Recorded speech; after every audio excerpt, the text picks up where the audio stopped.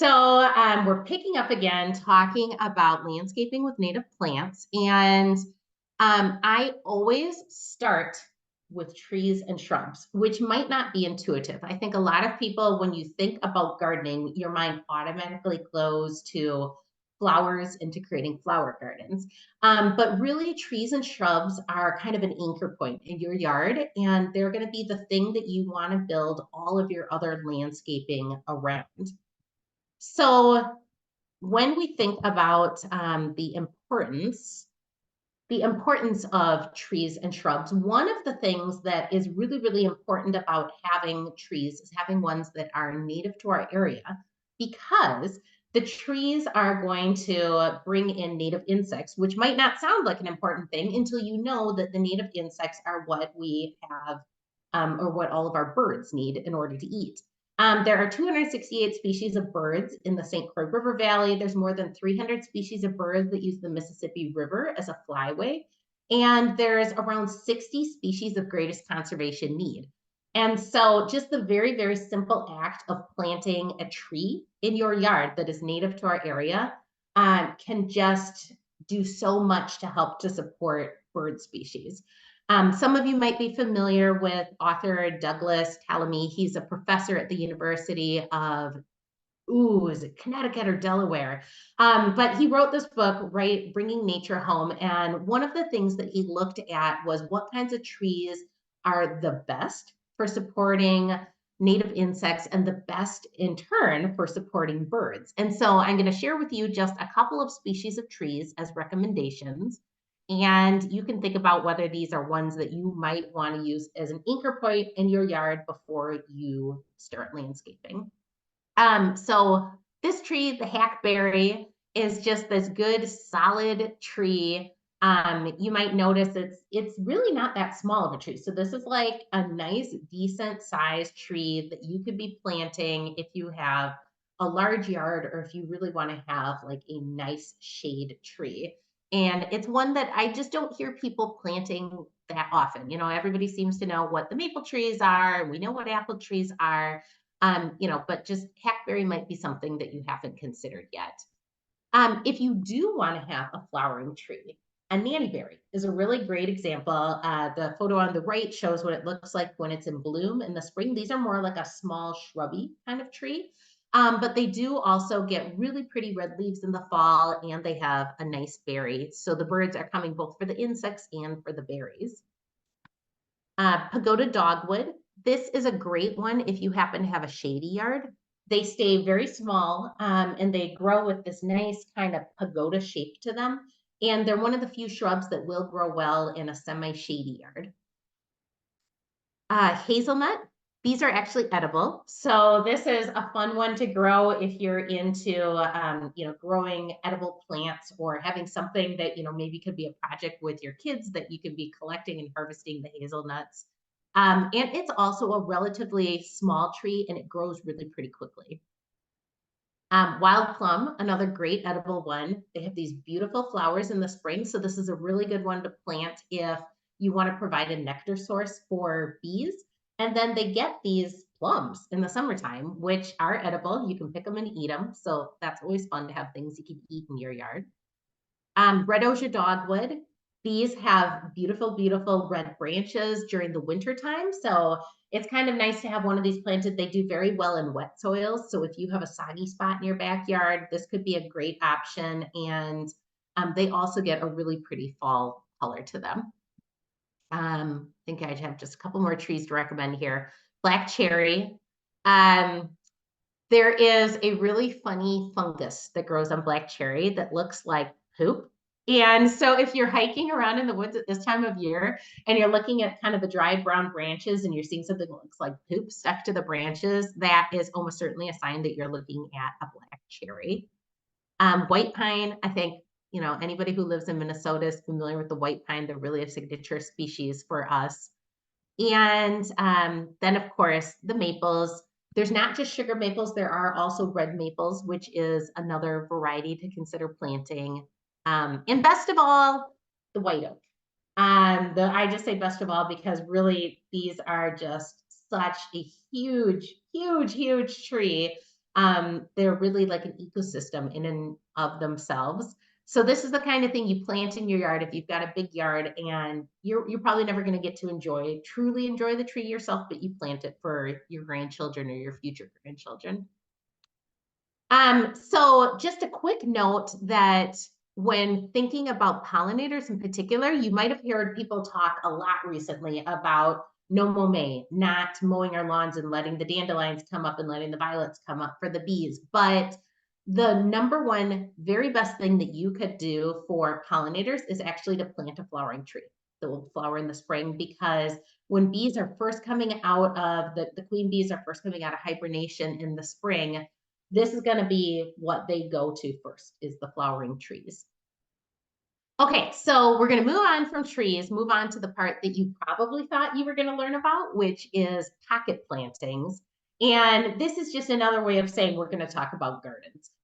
So this garden here is an example of a native rain garden that we planted in Lake Elmo with a master gardener named Bonnie Duran. And she was one of the very first people in Washington County to build a rain garden. She's got property that's right on this Cloudwater Pond. You can tell it's just absolutely gorgeous.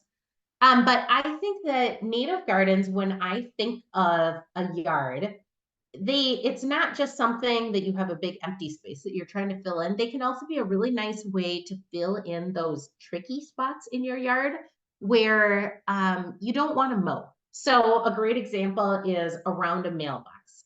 It's a big pain in the butt to have to mow around the mailbox. Or in my yard, I have a driveway and a fence, and there's this like 2-foot wide strip between the edge of the driveway and the fence. I didn't want to have to try to mow that or maintain that as grass, so I planted gardens there, and it's been a really great decision. In terms of resources that I can recommend to you, one is the Lawns to Legumes program that's operated through the state of Minnesota. And you can go to bluethumb.org actually to apply for a Lawns to Legumes grant. You can apply right now to potentially get a $400 plant grant. They'll be awarding those in the fall. But the other thing that you can access is these kind of paint by number style garden templates. And so, for example, here's a garden that would be a rain garden. That is one that's capturing water from a rooftop, a driveway, or a street, but it also has really great flowers in it for pollinator species.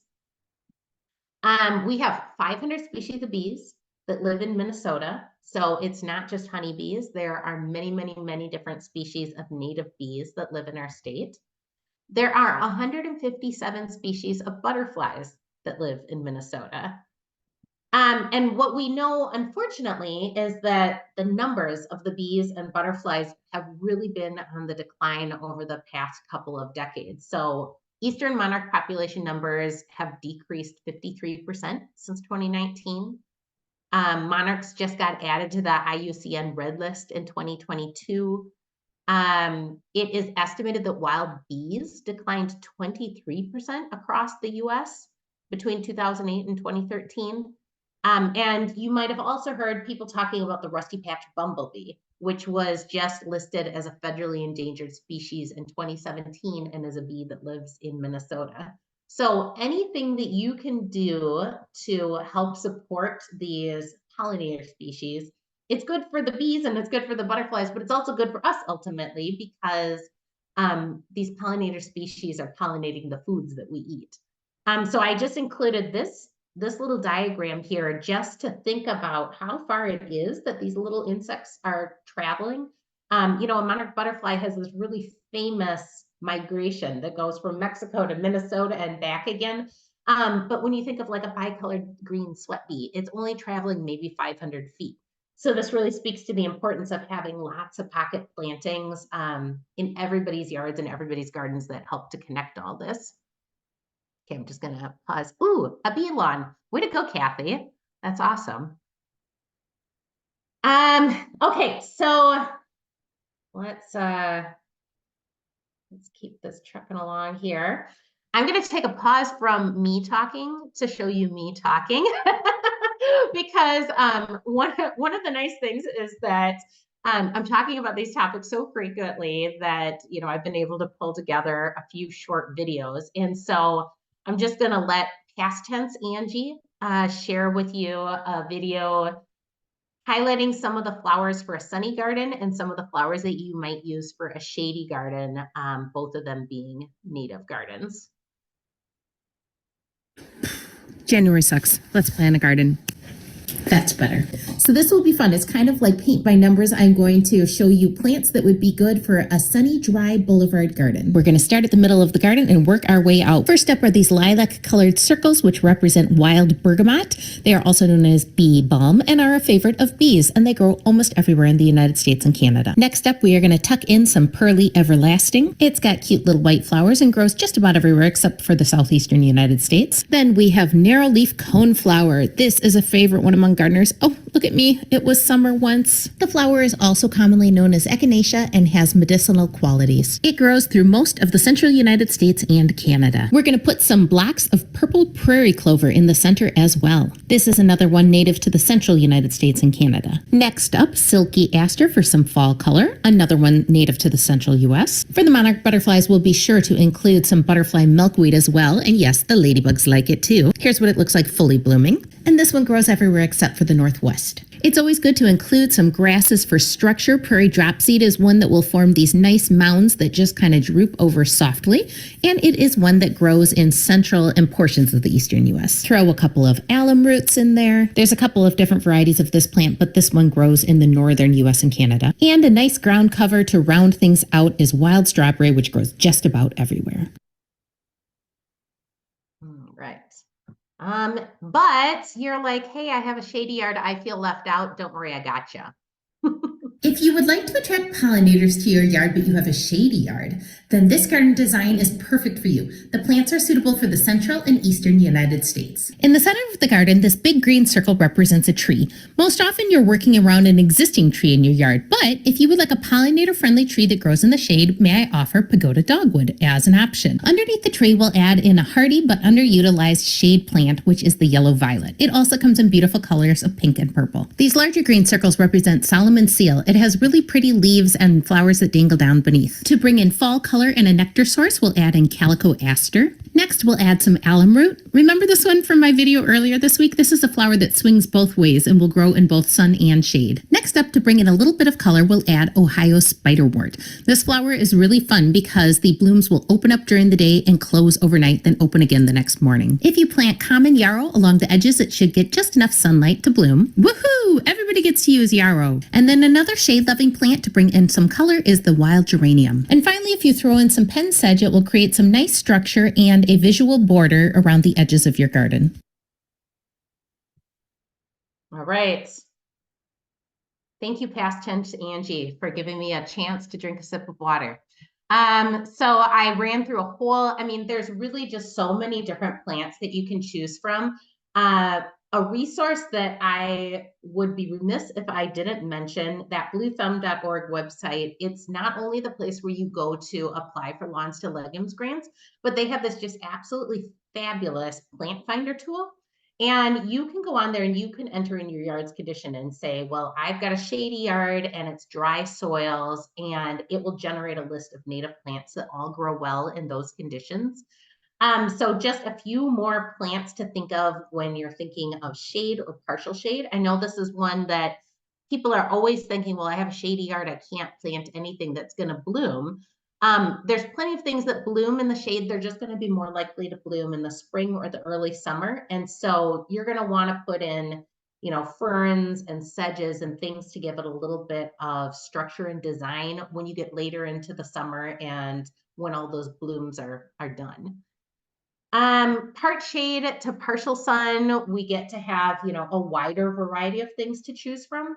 And I just wanted to mention that in addition to thinking about what grows well in the shade versus what grows well in the sun, you're going to want to think about bloom times. So as an example, this bottle gentian is a really late bloomer that doesn't start blooming until maybe September. And it's nice to have some plants that are going to bloom in really early in May and early June, some that are going to bloom in the middle of the summer, some in the fall, not only so that you have a pretty garden the whole year round, but also so that you have a continual supply of nectar for all those pollinators. Full sun, it's like the world's your oyster. You can plant just all sorts of different things in your yard and have a lot of really great color coming in as well. And just a few of these ones that are really, really beloved for me. The prairie blazing star, the meadow blazing star are absolutely like monarch candy. If you have them in your yard, as soon as they start blooming, I can guarantee that there are going to be monarch butterflies. Even though you might know that monarch butterflies lay their eggs on the milkweed, they still use a whole variety of other flowers for their nectar source when they're adults. So definitely plant those if you want to see butterflies. Okay, so I don't know how many of you have large property versus small yards, but we do work with a fair number of people out in Washington County who have a small farm maybe that they buy, and they're interested in restoring 1 to 3 acres of land into a prairie or into a meadow. And if that sounds like you, then I'm very excited because there's a lot of resources that you can tap into as well. One example that I can share is from Stillwater Township. And you can see what this property looked like ahead of time. It was about an acre. They had a small pond in the backyard that they were aerating. And really, the landowners came to us saying, we want to reduce our mowing. We don't want to have to be mowing this. They were getting older. It's really steep. It is dry up at the top and it's super wet and mucky down at the bottom. So we just want to have something pretty that's low maintenance. So if I hadn't made it clear already, Washington Conservation District is a local government entity. And so we are not a landscape designer. We're not, selling any services. We're basically just here as a resource to help landowners with these kinds of habitat restoration projects. But our staff worked with the homeowner and they were able to do this, which isn't that so much better than what here it was before. Let's see, before, boo, after, so much better, right? So now it's just this really beautiful, actual true habitat. Front loaded the flowers closer to the home and then had it be more of the grasses and sedges and reeds as you get closer to the water. And now it's something low maintenance that the property owners aren't out there just wasting hours and hours on the weekend mowing this area anymore. All right, so keep this kind of moving along here, and we can refer to past tense Angie again to tell you a little bit about the prairie roots and share a couple more prairie examples. The real magic of a prairie plant doesn't happen above ground, it happens below ground in their root system. And I'm going to show you how amazingly deep their roots can be. Let's start first with a few of the lower growing prairie plants like purple prairie clover, pale purple coneflower, and little blue stem. Their roots can be 4 to 5 feet deep, which is basically as long as one regularly sized Angie. If we start talking about the grasses like side oats grama and big blue stem, their roots can be more like 8 to 9 feet deep. That's a double Angie. And then there's plants like lead plant with roots that go down 14 feet deep. Can you believe it? And in contrast, the roots of a typical turf grass are about 3 inches long. So essentially, the deep roots of the prairie plants help them to survive in dry and harsh conditions and even during fires. They will hold onto the soil and stabilize against erosion and are really good along shorelines and steep hillsides. Okay, and just a couple of other prairie examples to share with you. Alrighty, here are a few real-life examples of people who have converted their yards to prairies. Nora Olson lives in the country outside of Stillwater, Minnesota, and she has converted every yard she's ever owned into a prairie. She tells me that before she had grandkids, the only photos she had on her walls were ones of prairies. Nora is always happy to have people tour her property and to use it as a teaching space. The Vierlings live in Afton, Minnesota. For their 25th anniversary, Phil bought Becky 3 goats. Seriously, how cute is that? They convinced all their neighbors to plant prairies as well. The Rambosics live on the edge of Woodbury and their yard backs up to a cornfield. They used to rent their land for row crops, but now they've converted it to prairie. We've got a few examples of large residential developments where they have maintained or established prairie by the new houses, but I've also seen it done with small urban lots in the city. Okay. In one of those clips, you saw that there was a prescribed fire happening. And if you are walking around at any of your regional parks or even city parks, you might have noticed that a lot of the parks that have restored areas just burned them over the past week. It seemed to be like the week that everybody decided to do their prescribed burn. This is a tool that is used for maintaining prairies and maintaining oak savanna areas. And just wanted to mention that on Tuesday, April 2nd, if you wanted to stop by Lake Elmo Park Reserve, it's one of their free Tuesdays when you don't have to pay or have a parking permit. But there's going to be a demonstration prairie burn going on and have like an open house Q&A with experts. So if you are at all interested in restoring prairie on your property, that's also a really great time to stop by and pick up a bunch of resources about that.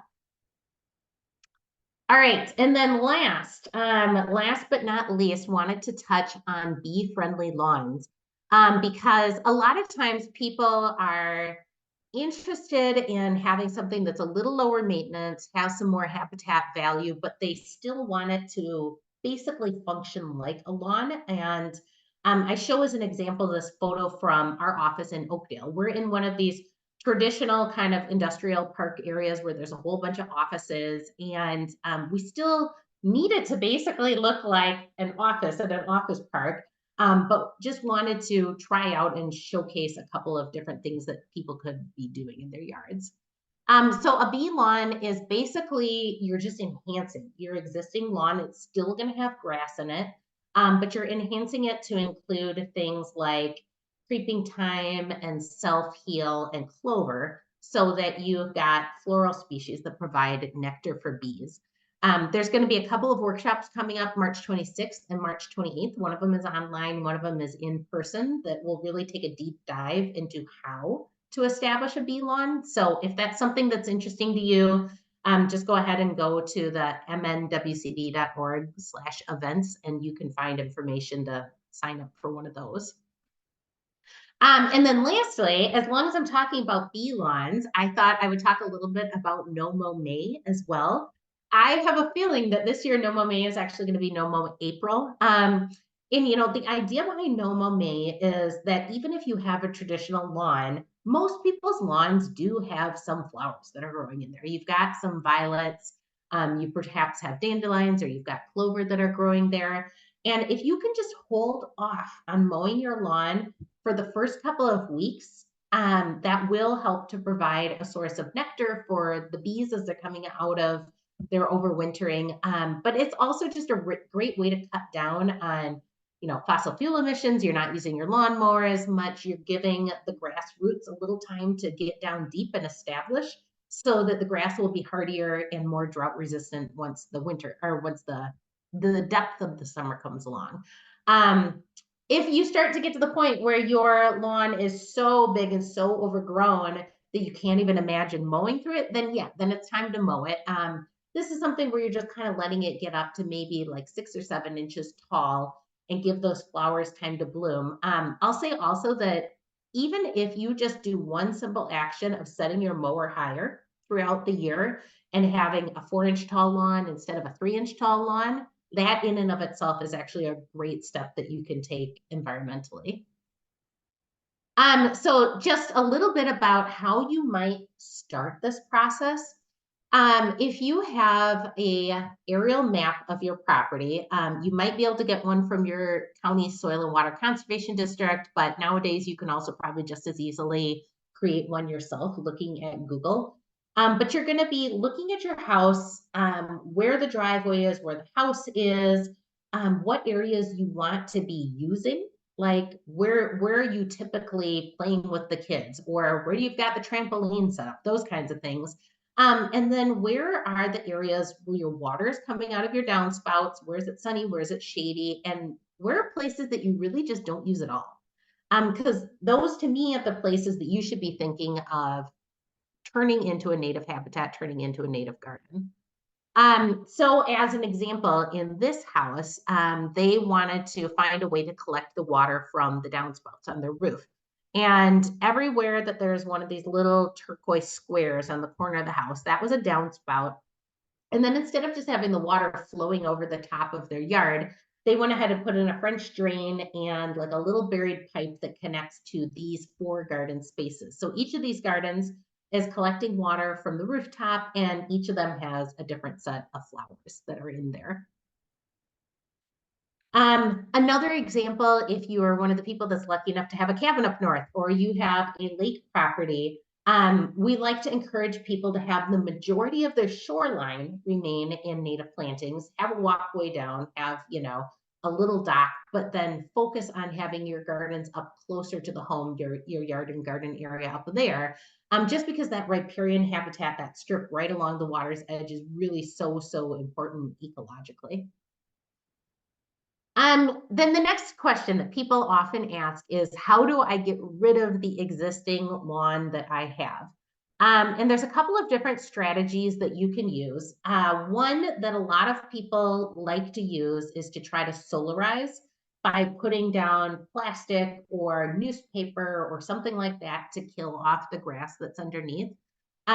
This is a great option if you don't want to use mechanical or chemical methods, but I will warn you, this is a very long option. So this is something that's typically going to take you, an entire growing season to be able to kill off the lawn that's underneath there.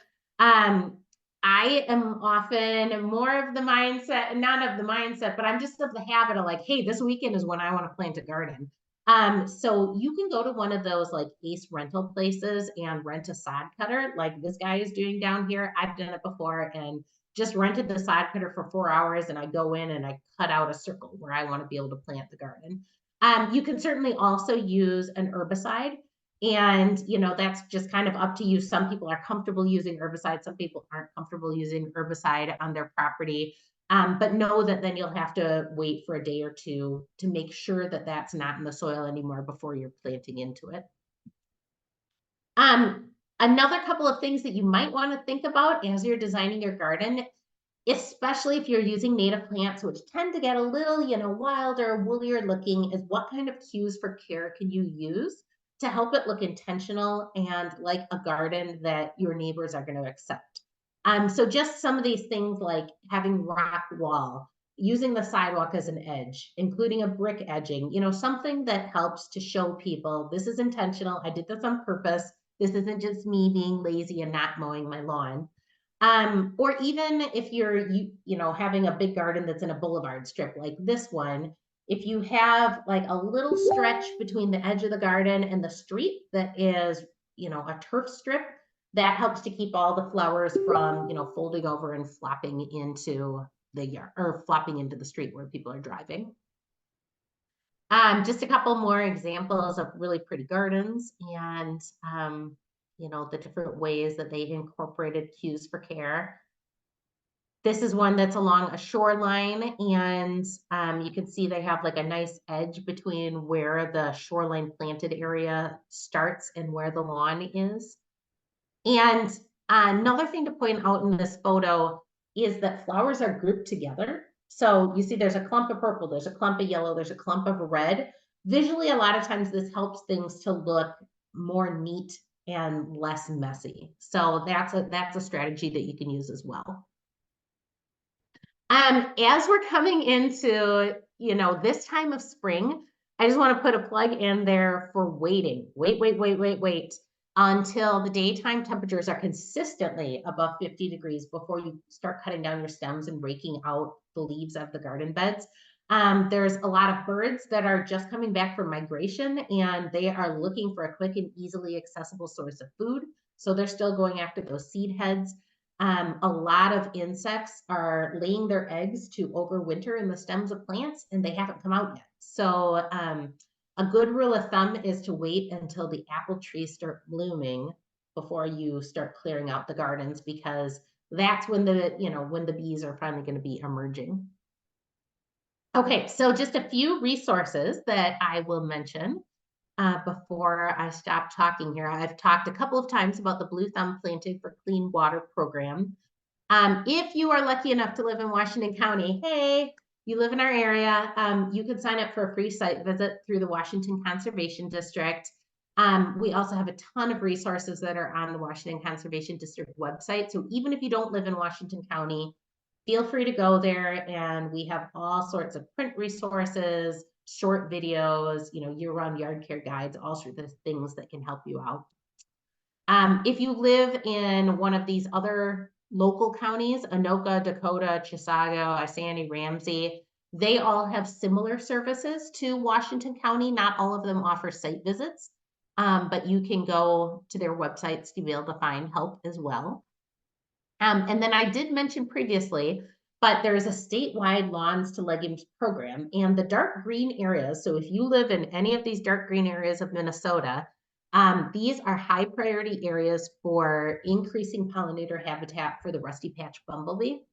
And so you can go online, you can apply for one of these grants. They are competitive, but you can get yourself like a nice $400 grant in the fall that you could use for a planting project either this fall or next spring. People always ask where they can go to buy native plants. This little brochure right here was put together by Wild Ones, and it shows that there are a number of native plant nurseries in Minnesota and in Western Wisconsin. I'd really encourage you to go to one of these native plant nurseries because they're going to be sure to be using plants that aren't treated with neonicotinoid pesticides, and they're going to be truly local and truly native to your region. Sometimes the plants that are labeled as native plants at a big box store are actually like the variety that came from Oklahoma. So we want to, encourage you to, if you're going to take that step and go native, then really look for truly native plants to use. And last but not least, and then I'm happy to take any questions, is just to have hope and feel inspired by how many people in our area are already taking action, how many people are planting native, and get excited and get inspired by that. Because like I said, it might seem like a little action, but when we put it all together, all these actions really add up to a big collective change. So thank you. And I left a little bit of time here at the end that I think if anybody, I'm happy to just kind of stop my share. And if anybody wants to unmute and ask a question, feel free to. If you want to type something in the chat, feel free to. And if not, I'll also just go ahead and provide the link to this PDF